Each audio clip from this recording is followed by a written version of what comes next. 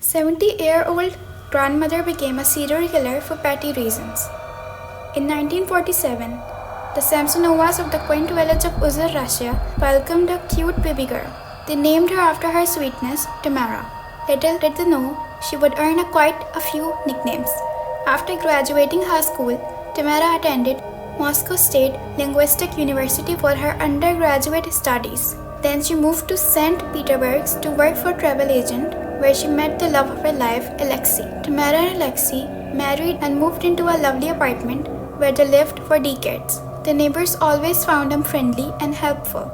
They had no complaints or regrets. In 2000, St. Petersburg's police knocked on Tamara's apartment. It turned out that Tamara had been living alone for a while.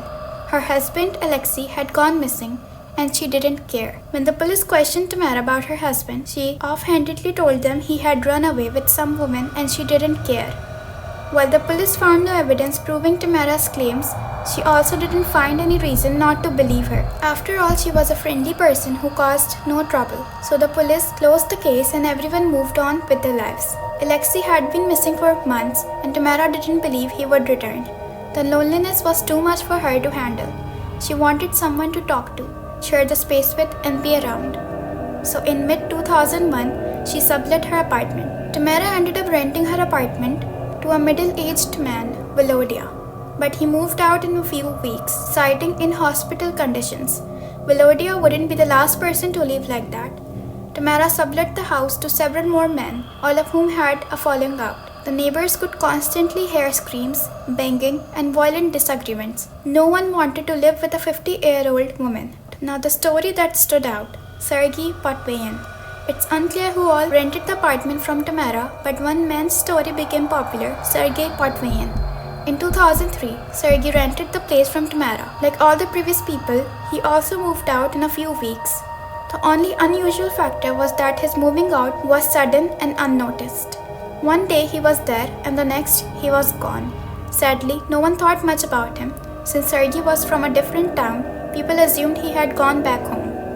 Of course, that wasn't the story, and it wouldn't take several years to figure it out. By 2015, Tamara was about 70 years old and enjoying life. She had retired and had more time on her hands, so she decided to renovate her apartment. And since the renovations would take several weeks, she requested her friend's help.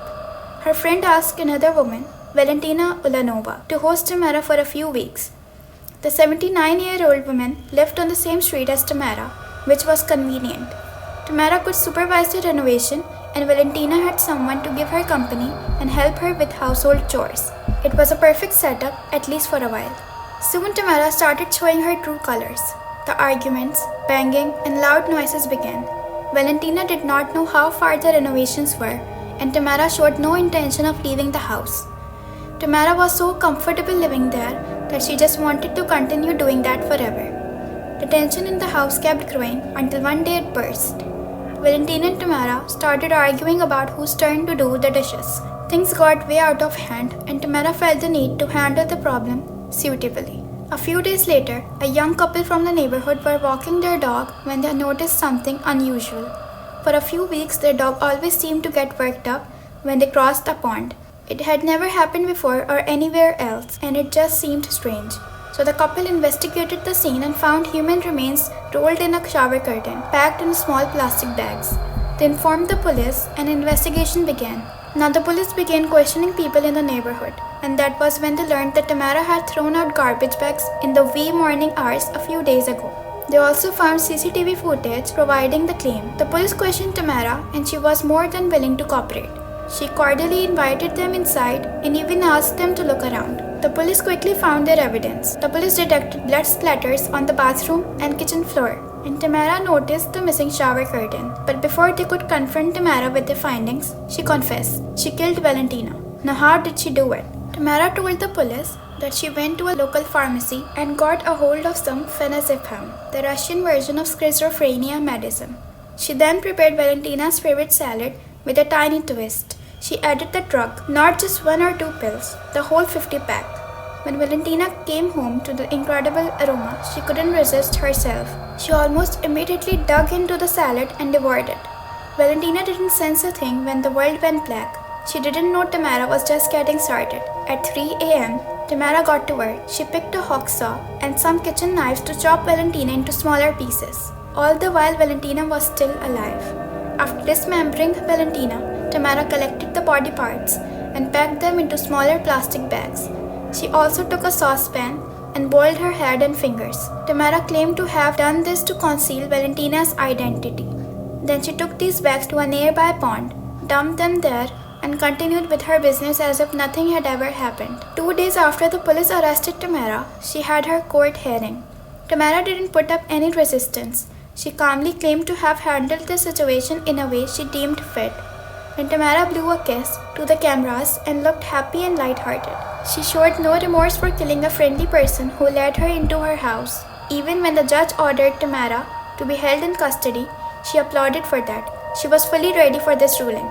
However, what shocked people was when Tamara didn't just confess to Valentina's murder. She claimed to have killed many more people.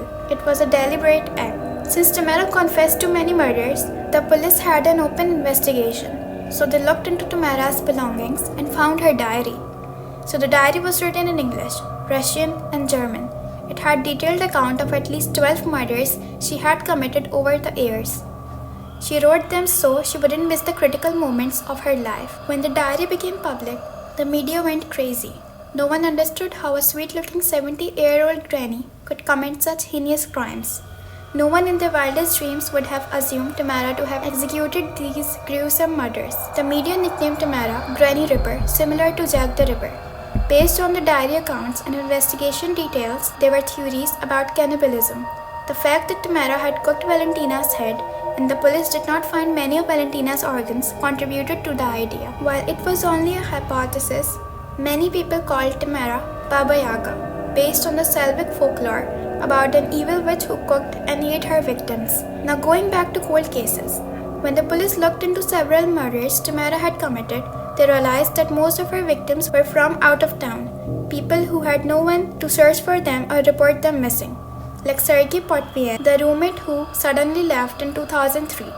It turned out that after the argument, Tamara had poisoned Sergei, dismembered him, and disposed of him. It also turned out that the police, in 2003, found Sergei's torso, but they couldn't connect the dots. The police didn't know who it belonged to or if he was from this neighborhood. The 12-year-old case finally opened and got its answers. Tamara's diary mentioned a victim named Volodya. Many assumed it was her very first roommate after Alexei's disappearance, but the police found the man alive and healthy. However, Volodya told the police that at that time he assumed it to be something he had eaten elsewhere.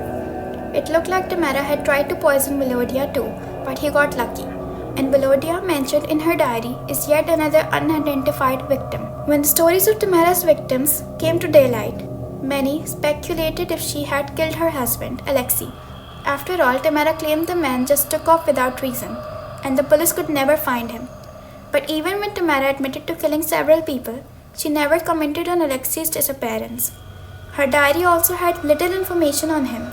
Nevertheless, the police had their suspicions and are investigating them. The biggest question everyone had was why. Tamara didn't know her victims because most were from out of town. She had no vendetta against them. So why poison and kill people for petty disagreements? Why did Tamara commit such heinous crimes? And for over 15 years, she had never been caught. So why confess and get captured now? Well, there are few. Schizophrenia, psychological evaluation revealed Tamara suffered from mental health issues. She often claimed that the monster in her head forced her to commit such crimes. Many also believed that Tamara had paranoid schizophrenia because she had access to prescription drugs to poison her victims. She was also hospitalized thrice for the same reason. It also turned out that her house didn't need renovations and no one was working there. She wanted to get out of the house, which pushed the voices into her head. The police learned Tamara was into black magic and occult studies, so they assumed that some of these killings were ritualistic. The theory also tied up with Tamara's cooking and possibly eating body parts. Tamara's neighbor confirmed Tamara was obsessed with killers who preferred eating their victims. Her favorite was Chikatilo, a violent Russian murderer known to eat his victims. Being compared to her role model added a kick to Tamara. Ultimately, Tamara swore she committed these murders because she wanted to. She felt lonely and sad. so she assumed prison would be a better place. While she refused to give the whereabouts of many victims, she claimed she had been waiting for this moment for over 10 years. I did it to be known as serial killer. I was getting ready to this trial for dozens of years. It was all done deliberately. There is no way to live. With this last murder, I closed the chapter. Despite her open confession, the court deemed Tamara unfit to stand trial. Instead, the judge sent her to psychiatric hospital in Kazan, Russia, where she lives today. While it's unfortunate that she won't be held accountable, it's the best system could do to help prevent future crimes.